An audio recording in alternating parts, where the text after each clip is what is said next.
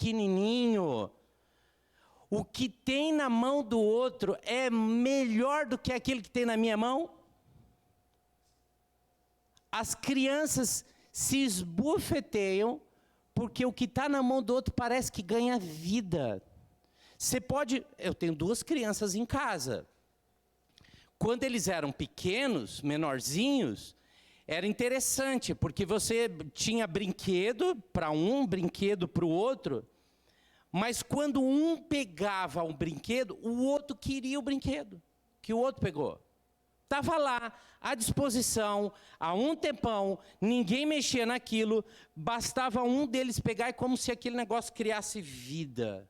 E aí ele passa a ser mais interessante. Desde pequenos, nós somos pecaminosamente, naturalmente descontentes. Não estamos satisfeitos. Por isso a gente precisa aprender como ser satisfeito com aquilo que nós temos. Então, esse aprendizado, ele envolve 2 coisas. Ele envolve esforço e envolve um trabalho duro. Porque não é fácil. Lembra do texto da aula passada? Paulo disse que aprendeu a viver contente em toda e qualquer situação, porque ele passou por privações, por necessidades e por fartura. E essa situação da vida dele foi usada por Deus para ensiná-lo a ser satisfeito com aquilo que ele tem. Então, as situações difíceis que se acometem ou sobrevêm sobre a nossa vida são mecanismos usados por Deus para nos ensinar a respeito do contentamento. E eu vou te dar 7 razões hoje para você buscar o contentamento. Primeiro, Deus ordenou o contentamento. Abre a sua Bíblia aí em Hebreus 13:5. Os homens vão abrir em Hebreus 13:5 e as mulheres vão abrir em Filipenses 4:4.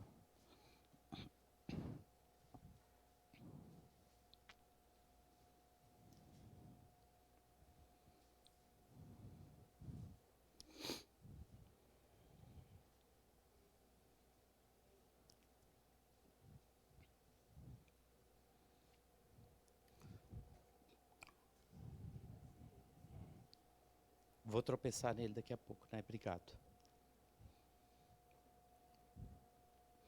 Vocês abriram aí? Todo mundo, os homens abriram em Hebreus 13:5 e as mulheres em Filipenses 4:4? Sim. Então tá bom. Hebreus 13:5 diz assim, ó: conservem-se livres do amor ao dinheiro e contentem-se com o que vocês têm. Porque Deus mesmo disse: nunca o deixarei, nunca o abandonarei. Conservem-se livres do amor ao dinheiro. E a palavra aqui é contente-se. Esteja satisfeito. Entenda que aquilo que você tem é o suficiente que Deus entende que você precisa ter para você viver bem.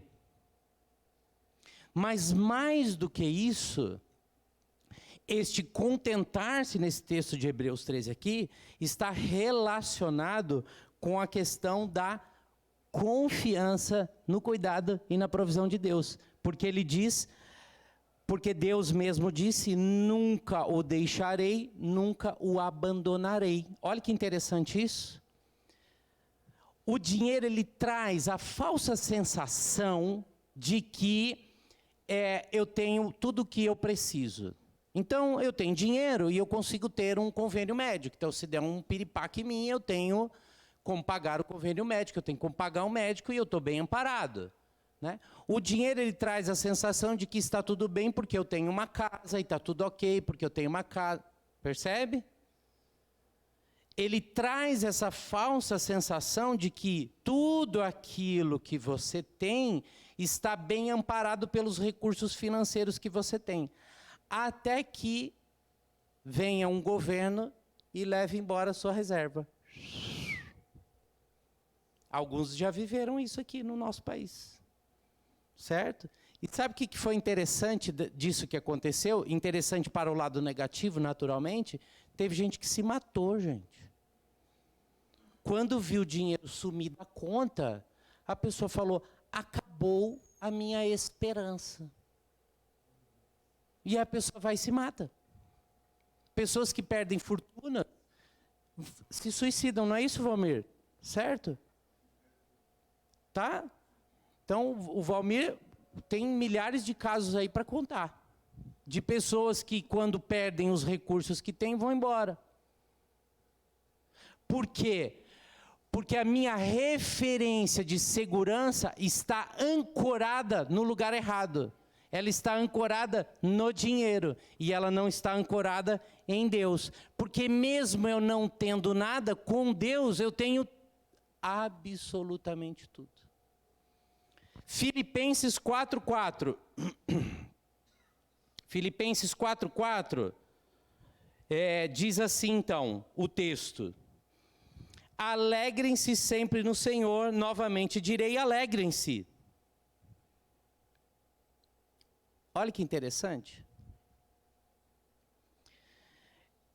Aqui é um verbo, né, gente? Alegrem-se. E este verbo está em qual forma? Está no imperativo. Não é alegrem-se no que você tem, não é alegrem-se nas circunstâncias, não é alegre-se nos momentos, não. Alegrem-se sempre no Senhor. Porque a alegria em Deus, ela não é passageira, ela não é transitória. A alegria em Deus, ela é permanente. Por isso, o texto é alegrem-se sempre no Senhor. E aí, Paulo repete, novamente direi, alegrem-se. Coloque a sua alegria em Deus. Por isso, primeira razão, Deus ordena. O contentamento, a satisfação, a alegria, tudo isso tem que estar ancorado em Deus, nele. Se Deus ordenou que vivêssemos contentes, é porque isso é para o nosso bem e para a glória dele. Deus não ia dar uma ordem de uma coisa que seria ruim. Então, quando ele dá essa direção, ele está dizendo para nós que a gente deve, sim, viver contente. E o contentamento não pode estar ancorado nas situações boas da nossa vida. Porque se tem uma coisa, conforme você vai vivendo, é que você vai descobrindo ao longo da sua vida que em vários momentos situações ruins sobrevêm. É um fato. É um fato para todo mundo. Ninguém está livre disso. Ninguém. Todo mundo tem momentos de alegria e todos têm momentos de tristeza. E alguns de profunda tristeza. Isso é um fato. Mas a alegria, quando ela é ancorada em Deus, e aí o sempre é sempre nas situações boas e ruins, quando eu me ancoro, quando eu me baseio, quando eu jogo a minha força, quando eu direciono e canalizo tudo em Deus, as situações difíceis sobrevirão, mas a alegria será permanecida, porque eu estou firme nele. Segunda razão, é porque o contentamento ele é um tesouro de valor inestimável. Abra sua Bíblia em 1 Timóteo 6. Vocês estão junto comigo ainda, gente? Tem certeza? Balança a cabeça para eu ver que vocês estão comigo. Maravilha. 1 Timóteo 6, de 6 a 10. De fato, a piedade com contentamento, olha que interessante, agora eu estou juntando uma outra questão aqui, hein? Piedade com contentamento. O que é piedade, gente? O que é ter uma vida piedosa? Vamos? O que é piedade, gente? É a devoção que eu presto a Deus. É o meu relacionamento com Deus. É a minha vida de relação com Deus. Uma vida piedosa, que vive o temor de Deus dentro do seu coração. De fato, a piedade com o contentamento é grande fonte de lucro. Piedade com contentamento, vida de devoção, de relação com Deus, de relacionamento com Deus, com contentamento, é fonte de lucro. Pois nada trouxemos para este mundo. Isso é uma verdade, não é, gente? Ou alguém aqui quando nasceu, porque se você tiver, traz que eu queria ver uma foto com você, com um maço de R$1.000 na mão, saindo da barriga da sua mãe. Né? Nasci já com R$1.000 na mão. Não, você nasce nu, peladão, certo? É assim que você vem ao mundo. Pois nada trouxemos para esse mundo e dele nada podemos levar, certo? Você pode até morrer, né, no leito de morte, com o cartão do banco na mão. Eu vou... Mas ele vem comigo, segura firme, tá? A mão já está fraquejando, aí você fala, filho, me ajuda a segurar com força o cartão do banco, porque eu vou embora e o banco vai comigo também. Tá? A hora que o corpo vai, a mão faz assim, ó. Certo? E aí tem filho que fala, que beleza. Por isso, versículo 8, tendo, olha que legal isso aqui, hein, gente? Por isso, tendo o que comer e com o que vestir-nos, estejamos com isso que o texto diz? Eu fico satisfeito então com o que, gente? E vamos ser sinceros aqui, comer traz uma alegria, né? É bom, né, gente? Certo? Um banho, olha, tem coisa que, assim, você chega em casa cansado. Eu não sei você, mas tem duas coisas que são inestimáveis de se fazer, que traz um contentamento de fato maravilhoso. Um bom banho e botar uma roupa limpa e um prato gostoso de comida, né? Diz aí, dá uma alegria, gente. É uma coisa indescritível. Você percebe que o texto está dizendo que para a gente ser contente e feliz, a gente precisa do básico. É o básico. Comer, beber, e está tudo bem. E vestir, né? Para não ficar pelado. Não passar frio. Aliás, isso é uma promessa de Deus. De que o básico não ia faltar. E por que Deus prometeu o básico e não o excesso?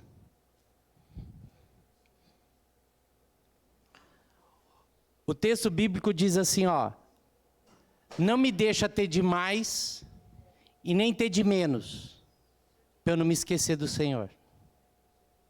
Porque tendo básico, eu estou contente. Os que querem ficar, versículo 9, os que querem ficar ricos caem em tentação, em armadilhas e em muitos desejos. Olha só que interessante. Descontrolados e nocivos, que levam os homens a mergulharem na ruína e na destruição. Pois, que é uma condicional, pois o amor ao dinheiro é a raiz de todos os males. Algumas pessoas, por cobiçarem o dinheiro, desviaram-se da fé e se atormentaram com muitos sofrimentos. O contentamento é um tesouro de valor inestimável. Inestimável. Não dá para medir.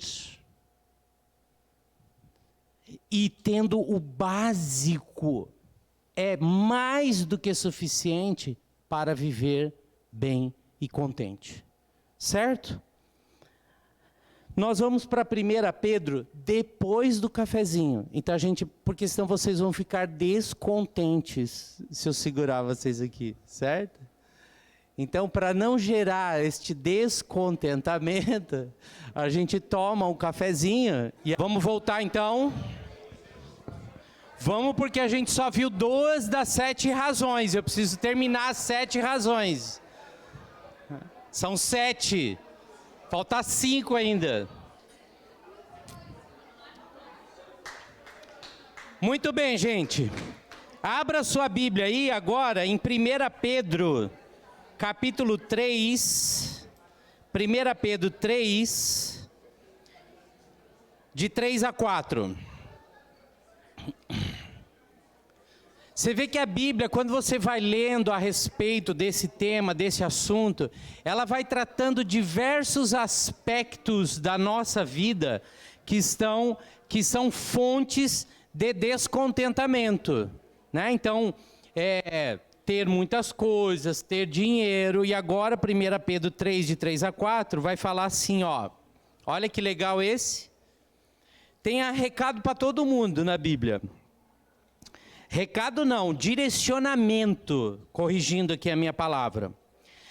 1 Pedro 3, de 3 a 4 diz, a beleza de vocês,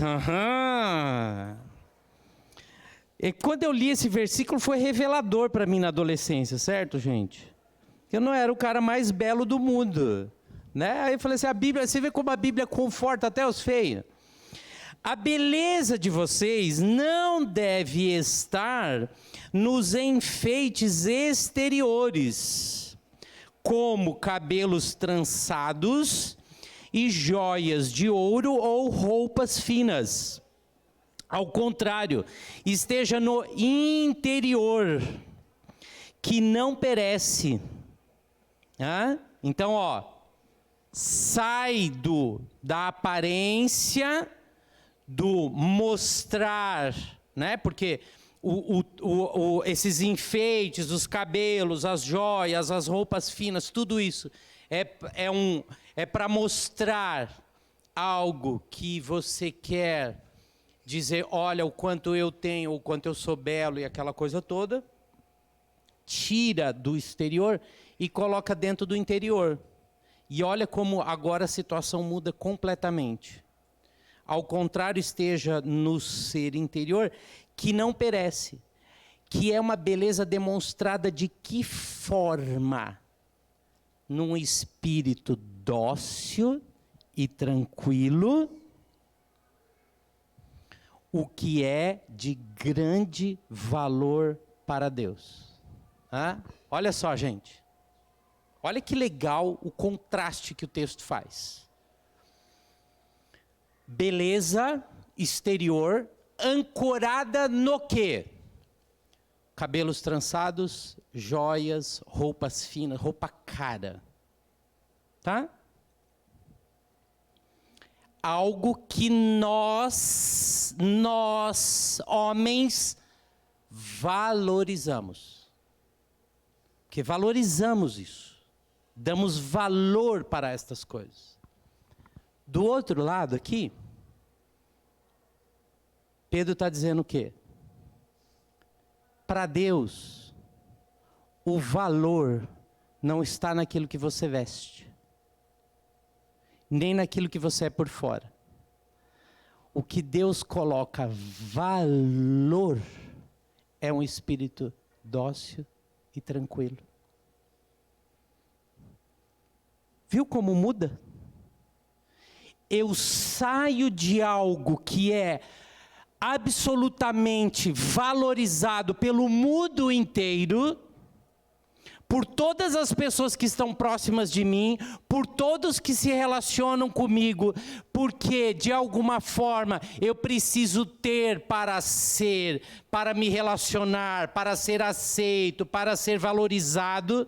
E do outro lado, eu saio disso daqui e eu venho para o outro lado aqui, aonde Deus olha para mim e diz assim: valoroso para mim é o homem de homem, dócil e tranquilo.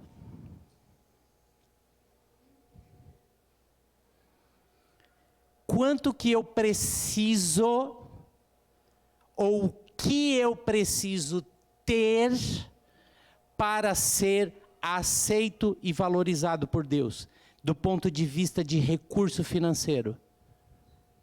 Nada. Percebe, gente? Não precisa nada. Se de um lado eu preciso ter tudo, preciso ter muito, do outro lado aqui, do lado de Deus, eu não preciso ter nada. Nada. Porque para Deus, tudo isso é uma besteira.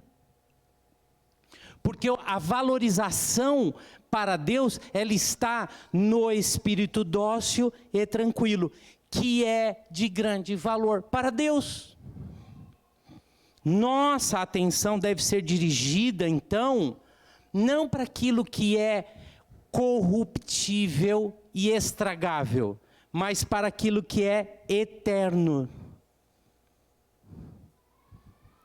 Eu saio desse desespero do mundo, de que eu preciso ser e ter, para ir para um outro lado que é eterno, que não se corrompe, que não perece, que é simplesmente ter um espírito dócil tranquilo. Porque isso é valor para Deus. Eu deixo de querer ter o valor dos homens, e eu passo a querer ter o valor para Deus. E isso traz contentamento, satisfação.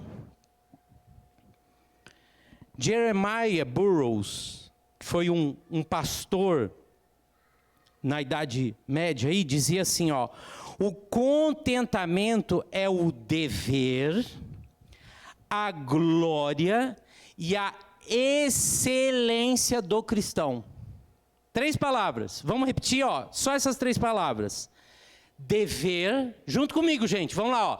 Dever, glória e excelência. Dever, glória e excelência do cristão. Quando eu aprendo o contentamento, a minha vida se transforma, independentemente da situação, da circunstância, do momento que eu vivo. Porque isso é dever de cada um de nós. Terceiro motivo: ter um espírito murmurador é um grande pecado. Ai, ai. Está diretamente relacionado o espírito murmurador, certo, gente? Com descontentamento, né? Então veja só, Filipenses 2,14. Abre lá. Vocês estão comigo, né, gente? Vocês estão contentes porque tomaram um cafezinho? Isso é importante, né? Eu preciso que vocês estejam contentes, tá, gente?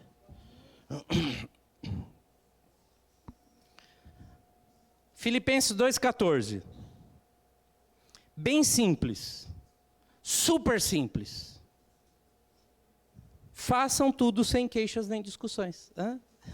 Simples assim. Tá bom? Ai, ai. É tão simples, mas tão simples, que a gente tem uma dificuldade para fazer. Certo? Em casa, quando eu boto as criaturas lá para trabalhar, Jesus,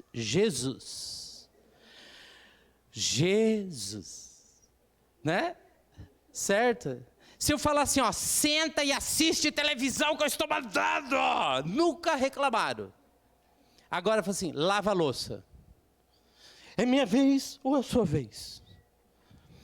Aí eu olho para os dois e eu falo assim, ó. Para mim, indiferentemente de quem é a vez, o que importa é a louça lavada.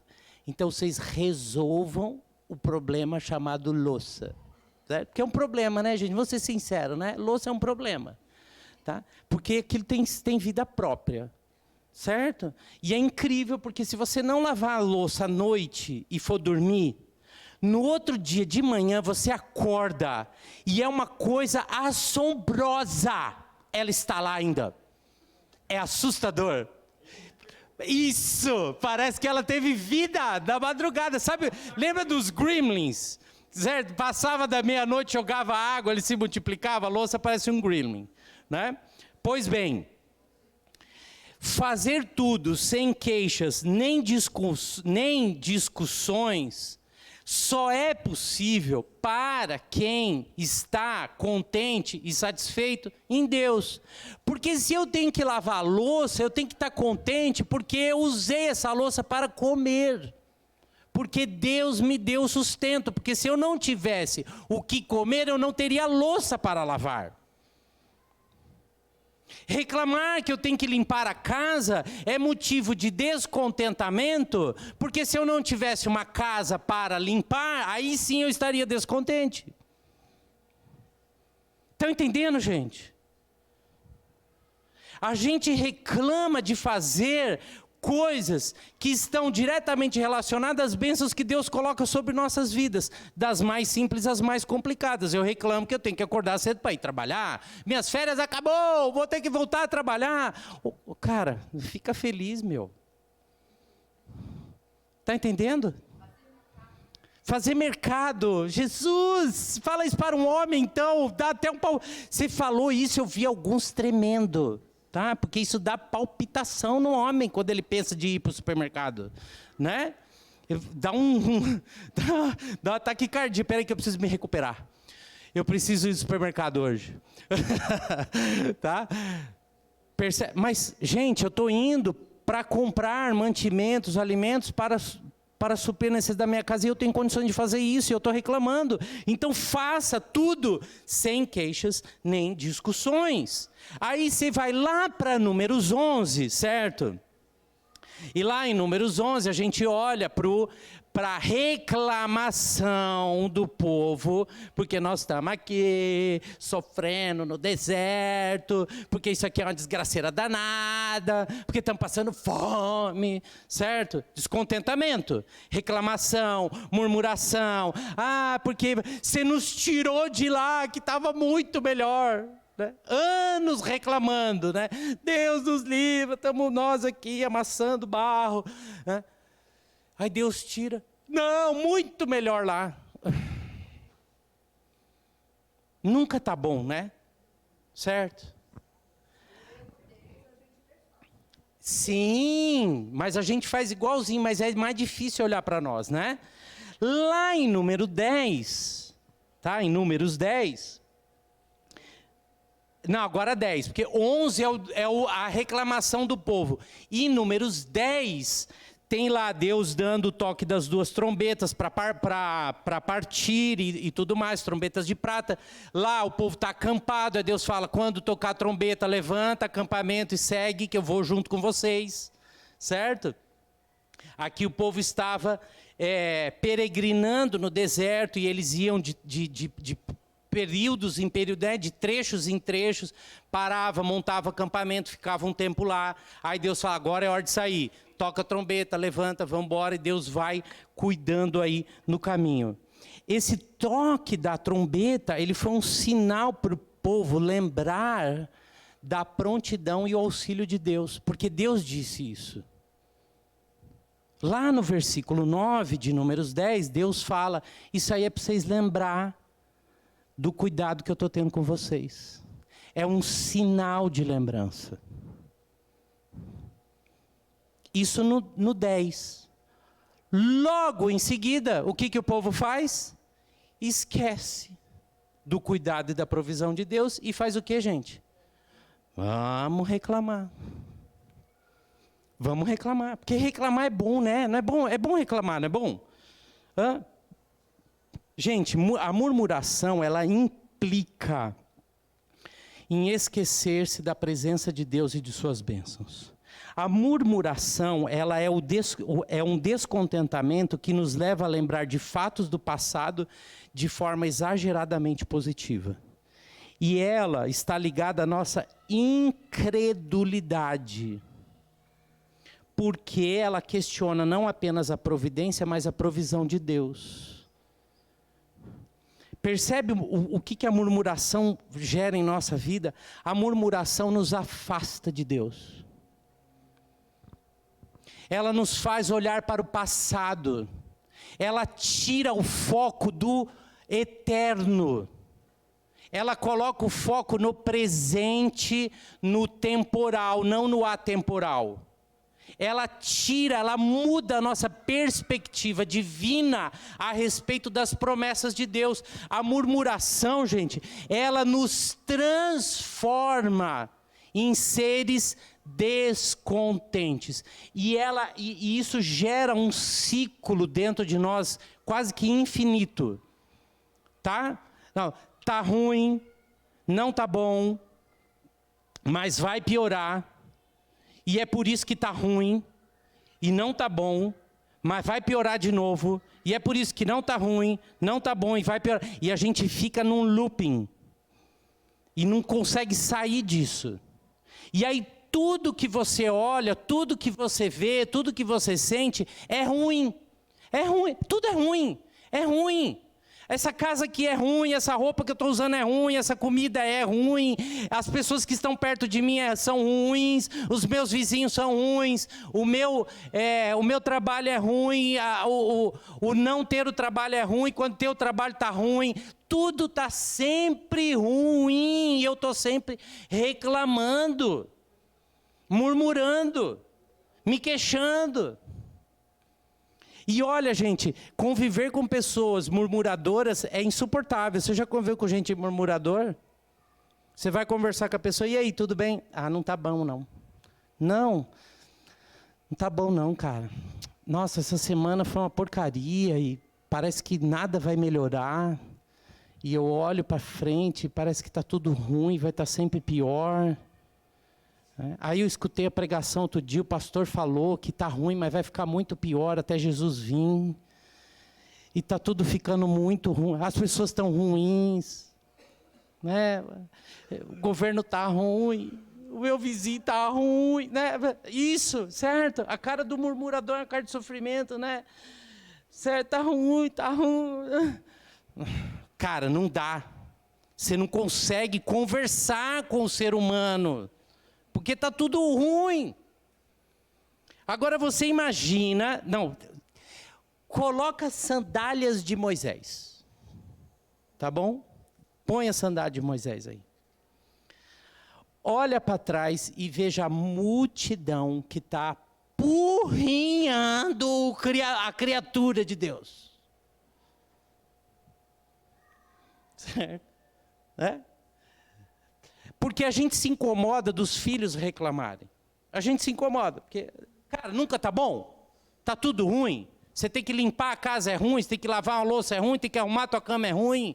Né? Está tudo ruim. Você não sabe o que é ruim. A gente começa, né? Em casa tem os momentos de... Você não viveu, que eu já vivi. Né? Aí você começa a trazer, né?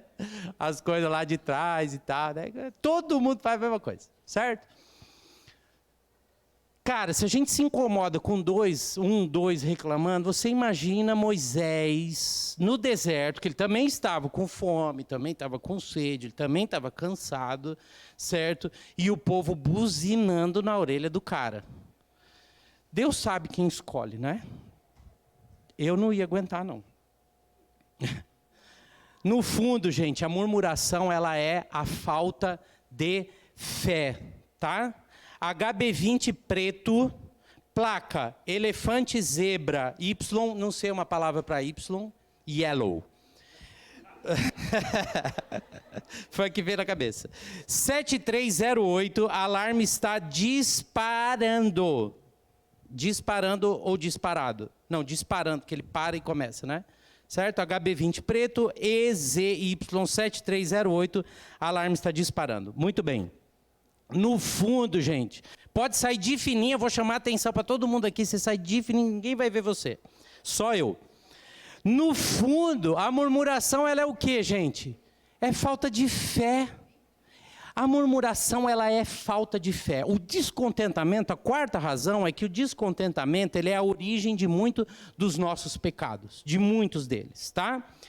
Dificilmente o descontentamento, ele vem sozinho, difícil. Ele sempre tem um companheiro aí, chamado cobiça, tá? Cobiça, é isso mesmo, né? Um espírito cobiçoso é um espírito que deseja aquilo que Deus não deu, certo? Um espírito cobiçoso é um espírito que deseja aquilo que Deus não deu. Você pode até perguntar por que Deus não deu, e Ele provavelmente não vai te responder, mas pergunta. Mas uma coisa você pode ter a certeza e a convicção: Deus não deu, porque Ele sabe o quanto você precisa.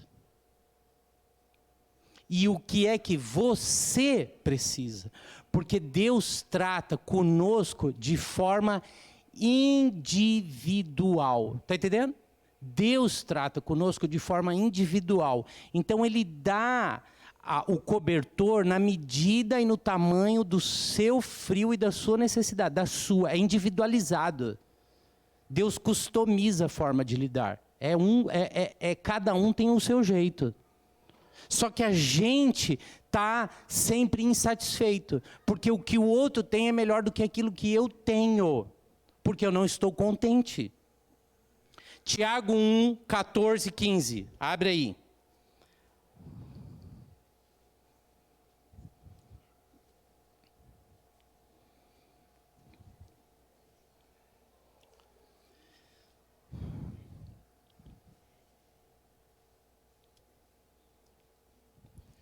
Cada um, porém, é tentado pelo próprio mau desejo, sendo por este arrastado e seduzido.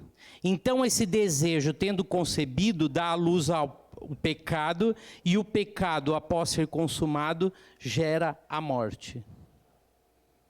Olha a progressão do pecado, tá? Então começa com o seu próprio mau desejo.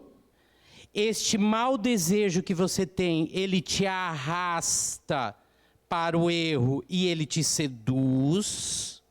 Então, este desejo sendo concebido, ou seja, sendo realizado, aquilo que você queria fazer de todo jeito, dá à luz o pecado, porque aí eu fiz, então eu pequei. E o pecado, quando ele é consumado, quando ele é finalizado, ele gera a morte. É isso que a cobiça faz. Só que tudo isso começou, gente, essa cobiça do teu coração, ela começou na hora que você começou a ficar insatisfeito. Começou lá atrás, quando você não estava feliz com o que você tinha. E aquilo foi te seduzindo, enganando, te fazendo desejar e querer, e aí você então se enfia no erro, no pecado, e aí quando o pecado é consumado gera a morte. Dívida não é assim? Progressão da dívida. Insatisfação, aí o desejo de querer, você se enfia no rolo, pega o dinheiro todo que você não tem, joga tudo aquilo em cima de uma coisa que Deus não tinha te dado e não ia te dar naquele momento, e aí você quer, porque você é insistente, certo? E aí você se enfia na dívida, e aí depois você se arrasta com ela, e aí ela gera um monte de problema na tua vida. Um exemplo, mas pode dar outros. Pornografia é outra coisa.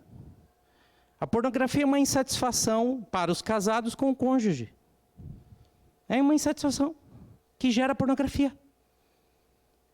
Porque eu não estou feliz com o que tem. Posso dar outros exemplos, gente. tá?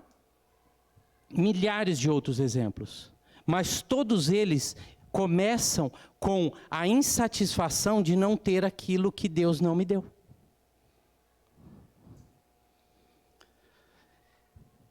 Tudo isso gera disputa, gera contendas, gera assassinatos. Quer ver exemplos? Exemplos, tá? Adultério e assassinato, que está lá em 2 Samuel 11, Davi, né? O insatisfeito Davi. Se eu colocar Salomão, gente, o Salomão, o cara teve tudo. Tudo. Ele mesmo diz, eu tive tudo que os meus olhos viram, eu tive. No final da vida, o cara começa a adorar ídolos. Cara, é um negócio surreal. Tá? Outro exemplo aí, ó. Lá em 1 Reis 21, o Acabe, que era marido de Jezabel, ele olha a vinha de Nabote. Depois você lê o texto de 1 Reis 21, tá? A criança mimada chamada Acabe. Ele vai dormir e fica, eu queria, por que eu não tenho? Um rei. Tá? Querendo e desejando, cobiçando a vinha do outro. Aí Jezabel fala assim, não, bobinha, fica tranquilo que eu resolvo isso aí, mata o cara. Tá? Bem simples de resolver. Mata o cara e você fica com a vinha dele, você é bobo. Tá? Quinta razão, um espírito contente demonstra nossa humilde submissão à vontade de Deus. Humilde submissão à vontade de Deus. Esse espírito, ele reconhece que Deus ordena todas as coisas. E que Ele é soberano sobre todos os acontecimentos da nossa vida. Seja nos acontecimentos de abundância, seja nos acontecimentos de necessidade. Um espírito contente, ele enxerga para as situações, não do ponto de vista humano, mas ele enxerga as situações do ponto de vista espiritual e bíblico. Deus deu quando Ele quis e Ele tirou quando Ele quis. Bendito seja o nome do Senhor. Nós cantamos isso aqui e é baseado no texto de Jó. Quando Jó diz isso, o Senhor deu e o Senhor tirou. E fim.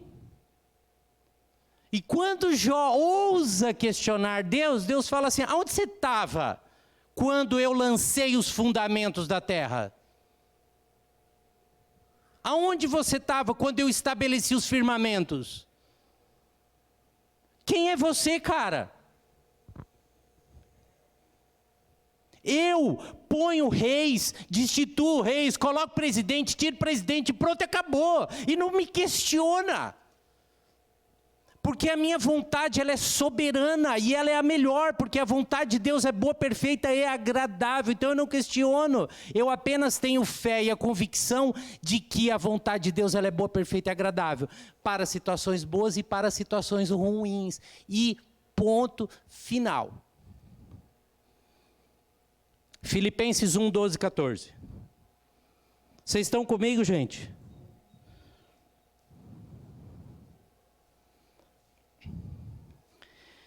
Quero que saiba, irmãos, que aquilo que me aconteceu tem, ao contrário, servido para o progresso do Evangelho. Olha, isso aqui que eu vou ler para vocês, chama-se maturidade espiritual, tá? Maturidade espiritual. Paulo, ao escrever essa carta, estava preso, condenado, tudo certinho, e aí ele diz assim, ó, quero que saiba, irmãos, que aquilo que me aconteceu tem, ao contrário, servido para o progresso do Evangelho. Como resultado, tornou-se evidente a toda a guarda do palácio e a todos os demais que estou na prisão por causa de Cristo. E os irmãos, em sua maioria, motivados no Senhor pela minha prisão, estão anunciando a palavra com maior determinação e destemor. Estou preso, condenado, vou morrer, estou passando frio. Mas tudo isso foi porque Deus usou esta situação para que a palavra seja pregada. E por causa daquilo que eu estou vivendo, por causa da minha prisão, das minhas algemas, eles estão pregando com mais vontade ainda. Paulo prega, gente, pelas atitudes dele, muito mais do que pelas palavras dele. Porque se as palavras de Paulo geravam comoção, movimentação das pessoas em relação à questão do evangelho, a prisão dele gerou muito mais interesse das pessoas de pregar o evangelho. Então, se é isso que Deus quer e se é isso que Deus tem para a minha vida, que assim seja, porque o que importa, Paulo vai concluir depois, que para mim o viver é Cristo e o morrer é lucro. Porque se eu estou vivendo e o evangelho está sendo pregado, amém, mas se eu morrer e o evangelho for pregado, mais ainda que assim seja. O que Paulo tinha preso numa cadeia, gente? Nada. Mas ele estava contente, não pela situação que ele vivia, mas porque o evangelho estava sendo pregado. Sem contentamento, nós não podemos experimentar a paz de Deus. Sem contentamento, nós não podemos experimentar a paz de Deus. Estão entendendo? Não estou falando da paz humana, da paz mundial, como diriam as misses, né? Qual é o seu desejo? A paz mundial. Não, nada disso. Eu estou dizendo a paz que excede todo o entendimento. Sabe por que a paz de Deus ela excede todo o entendimento? Porque ela não está diretamente relacionada com a compreensão humana, mas ela está relacionada com uma perspectiva divina daquilo que Deus faz através das nossas vidas.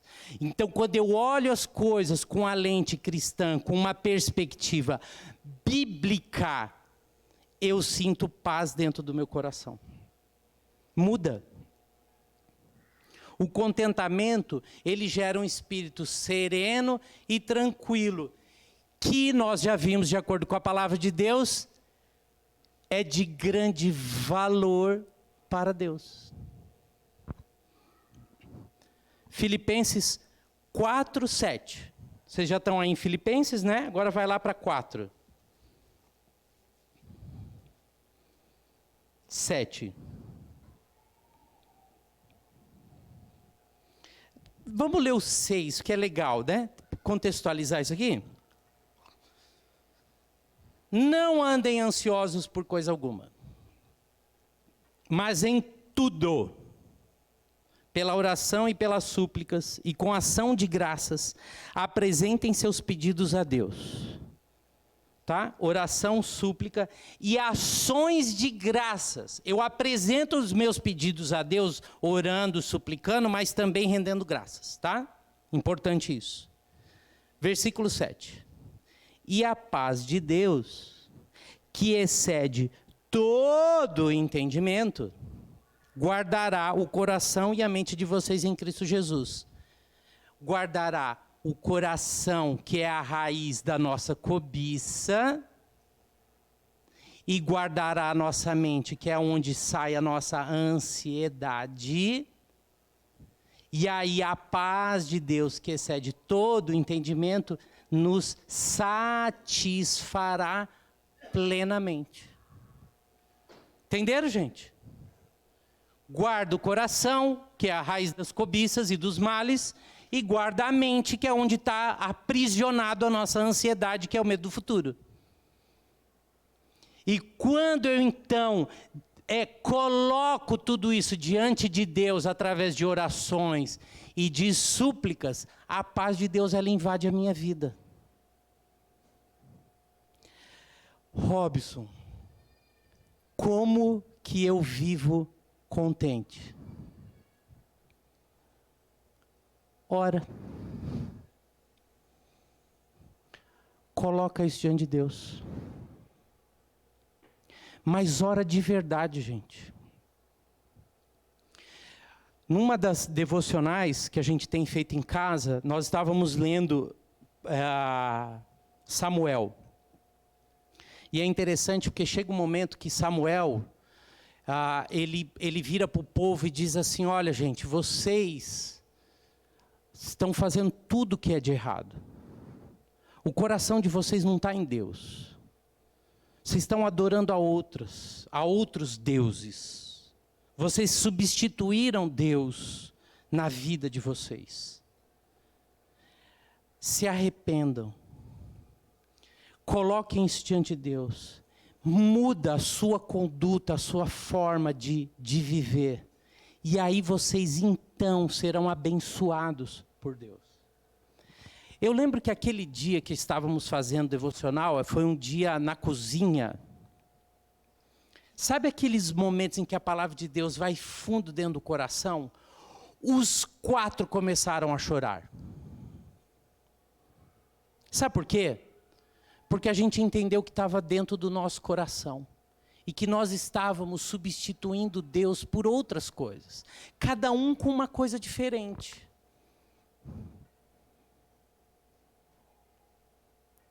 Cada um com coisas completamente diferentes. Nem todas elas eram relacionadas a ter alguma coisa. Na verdade, nenhum de nós, de fato, queria ter ou comprar alguma coisa. Mas nós queríamos ter uma situação diferente, porque cada um estava preocupado com uma coisa: temor a homens, desejo de poder, aparência, seja lá o que fosse.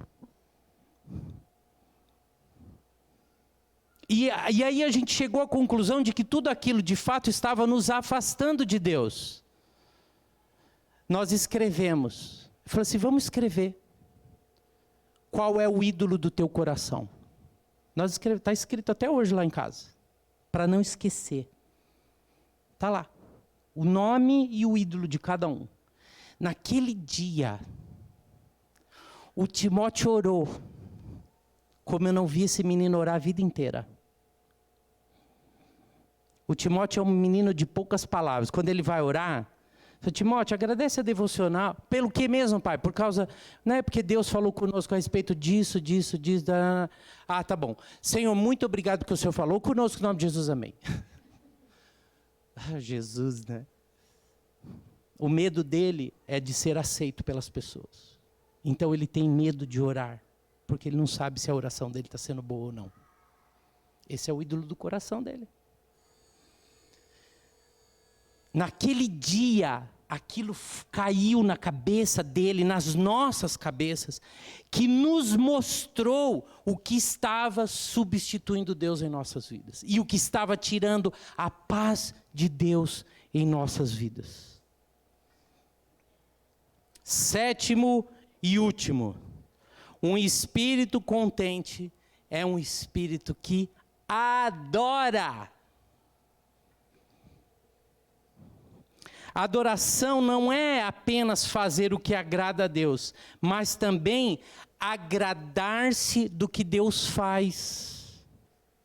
Está entendendo, gente? Muda o foco, tira de mim e coloca em Deus. Eu adoro a Deus porque eu estou feliz com aquilo que Deus está fazendo na minha vida, mesmo as coisas mais duras e difíceis. Então, estou passando dificuldade? Obrigado, Senhor. Estou passando abundância? Obrigado, Senhor. Estou passando dores? Obrigado, Senhor. Estou passando um momento de plena saúde? Obrigado, Senhor. Porque eu adoro a Ele e eu estou feliz por aquilo que Deus está fazendo na minha vida. Na adoração nós conseguimos dizer com tranquilidade: tudo o que meu Deus ordena é bom, e só dessa forma lhe damos a honra que lhe é devida. O verdadeiro contentamento, então, é o cerne da verdadeira adoração. Tarefa de casa, para você fazer hoje, mas faça hoje, tá? Faça hoje.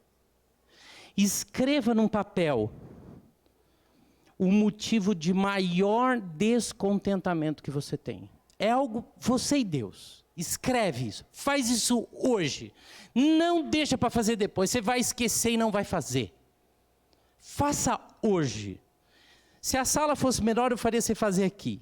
Mas faz em casa. Mas assume o compromisso de fazer. Pega esse papelzinho.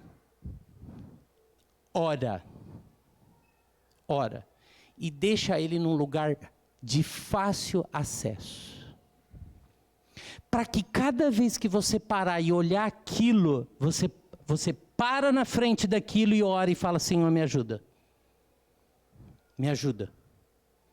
Transforma esse motivo do descontentamento na minha vida, para que eu possa sentir a paz que vem do Senhor e para que eu consiga ter a liberdade no meu coração de adorar a Ti. Gente, o contentamento ele é simples.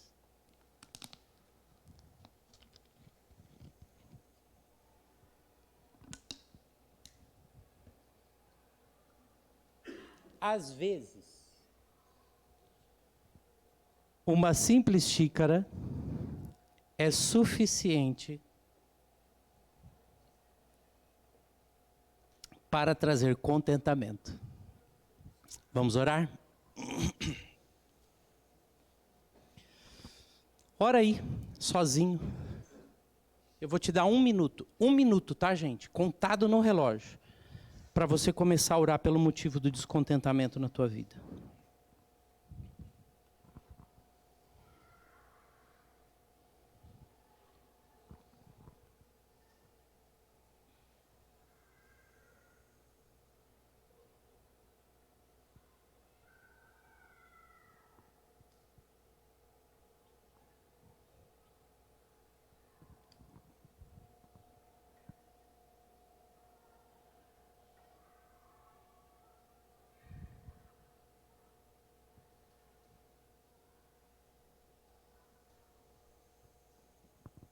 Senhor,